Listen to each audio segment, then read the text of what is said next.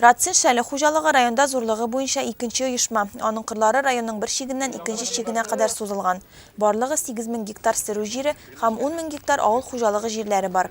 Шуңа да игенчеләрне зур эш көтә. 2013 елдан бері біздің 8058 гектар сөрім жерлері, 10 000 гектарға якын ауыл хужалығы жерлерінде барлығы 1000-ден артық көпеллыклар, 2000 гектардан артық күзгі культуралар шешілді. Biz bugün sökünde indi qır işlerini başlap jibərgəmdə көрәсіз, bütün 100% әзір. Барлык тракторларда механизаторлар белән тәэмин ителгән. Араларында яшьләре дә тәҗрибәлеләр дә бар. Райдаш Гыйләҗевнең эш стажы 40 елдан арткан. Шулы эшләгән кешеләр хәзерге яшьләрдәген алар хәзер ашкынып тора инде. Кырга чыгарга. Потому что безнең основной хезмәт инде. Эшләсәң ашы бар бит инде. Зарплата да була, ипи пешәне дә була.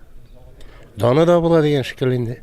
Хужалык кыр эшләрен башларга әзер икәнен тикшерүче комиссия да раслады. Алар машина трактор паркларын карадылар, башка соралар буенча да фикер алыштылар. Инде менә шу алты хужалыкка килгәндә әйтәсе килә, әзерлек яхшы дәрәҗәдә. Барысы да җитди шушы мероприятиегә караш ташлаганнар. Инде монда без комплекслы тикшерү барабыз. Самоходный тракторларның әзерлеген генә түгел, шулай ук тагылма коралларын да әзерлеген тикшерәбез. Чәчү комплексларын, обычный чәчү агрегатларын и шулай ук карыйбыз хезмәтне саклау мәсьәләләрен, түләү мәсьәләләрен язгы чәчү вакытында кыр эшләренә. Комиссия эше нәтиҗәсендә Шәле аграрияләре 2нче урын алдылар. Беренчедә Акбарс агрофирмасы, 3нчедә Агролак хуҗалыгы.